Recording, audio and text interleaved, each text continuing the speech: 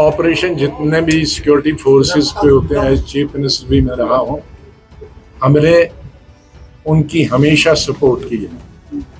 सिर्फ मेरा एक ही चीज था एज चीफ मिनिस्टर कि आप ऑपरेशन करते रहो, लेकिन ह्यूमन राइट्स वायलेशन नहीं होना चाहिए और गलत किसी को एनकाउंटर, फॉल्स एनकाउंटर नहीं।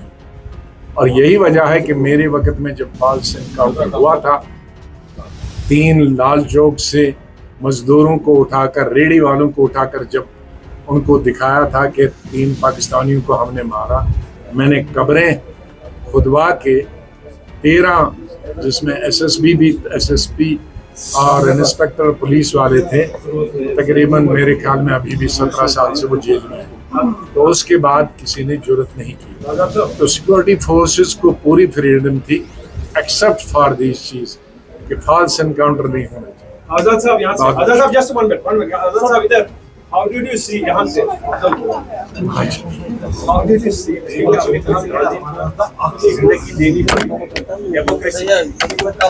democratic point of view, how did you see the political scenario of Jammu and Kashmir? Second, what about Donald Trump? What about Donald Trump? What about the ceasefire clause? Was it Trump or Modi? Because जो tariffs आ गए हैं पाकिस्तान के साथ बेहतरीन deal है, India को इसको well, Mr. Trump speaks so many things.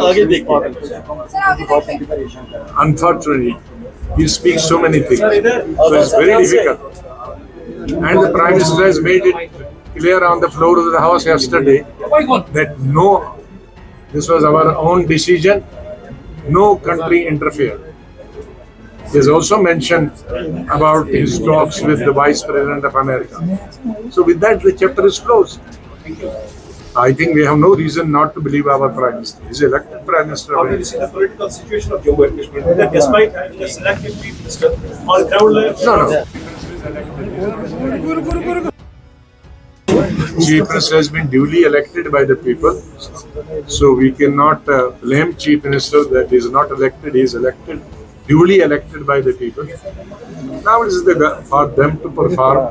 I don't want to interfere. One last question, sir. Indian firms are being sanctioned by US. 6 जो Indian firms है उनको sanction किया गया है, दूसरा tariff hike भी है, और पाकिस्तान का जो कि किसने अच्छा बोला, किसने बुरा बोला, किसने सच बोला, किसने सच नहीं बोला, I am nobody to decide that. अपने अपने व्यूज सबने बताए, अपोजिशन ने भी बताया, और सबको मौका मिला, अवसर मिला अपनी अपनी बात रखने।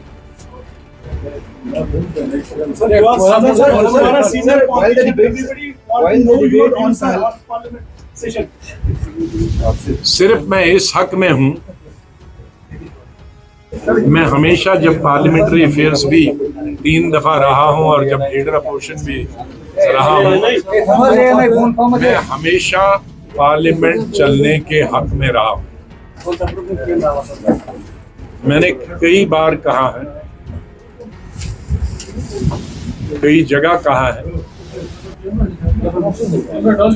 कि जब मैं पहली दफा चुन के आया था और कुछ अरसे के बाद मैं यूथ कांग्रेस का नेशनल प्रेसिडेंट बना था, तो उस वक्त कोई 40-50 के करीब यूथ कांग्रेस के लोग जीत के आए थे। तो सेंटर में हमको एक ब्लॉक दिया गया था, तो उस वक्त अपोजिशन का कोई लीडर खड़ा हो जाता था, उस वक्त अटल जी होते थे, तो मैं और मेरे साथी एकदम खड़े हो जाते थे उनको न बोलने में। तो एक दिन इंदिरा जी ने मुझे एक कमरे में बुलाया पार्लियामेंट के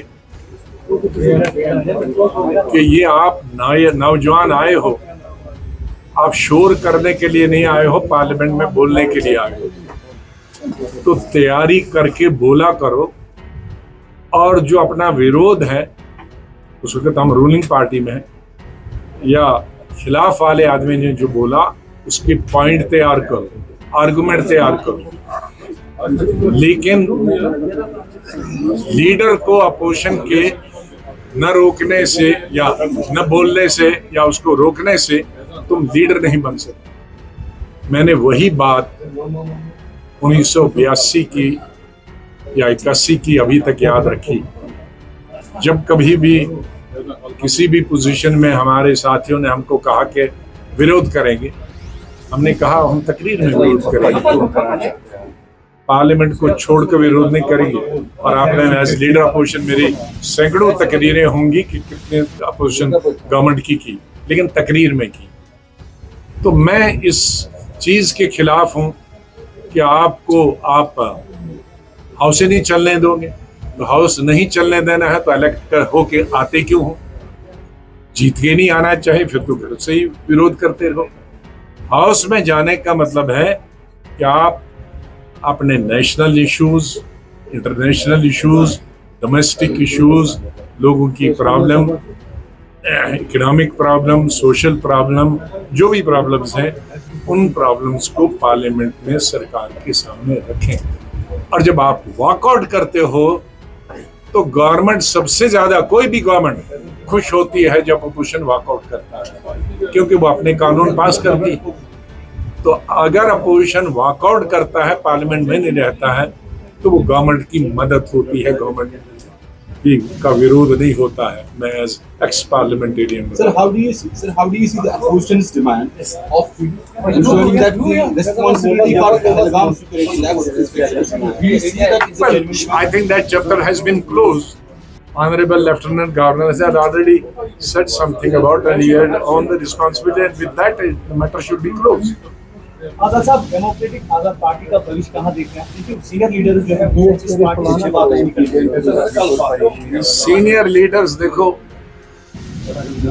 ये भी एक बहुत बड़ी बीमारी है। एक दफा जो मिनिस्टर रहता वो जिंदा रहने तक मिनिस्टर बन के ही रहना चाहता, फिर वो इधर घुसता उधर घुसता, तो घुस घुस के वो कोशिश कर रहे हैं अभी जहां कब मिलेगी तब तक वो घुसते ही रहेंगे।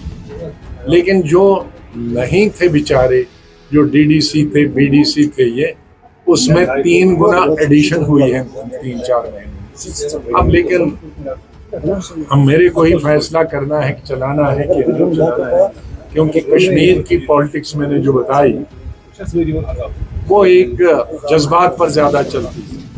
और मैंने अपनी जो बात बताई, मेरी वो ट्रुथ एंड नॉन वायलेंस, मैं इलेक्शन में एक तकरीर नहीं कर सकता हूँ और बाद मैं एक ही तकरीर इलेक्शन में भी करूंगा, बाद में भी करूंगा, जम्मू में भी करूंगा, दिल्ली में भी करूंगा, श्रीनगर में करूंगा। अब लोग चाहेंगे कि मैं एक जगह एक तकरीर करूं, दूसरी जगह दूसरी तकरीर, वो मेरे बस में। आजाद साहब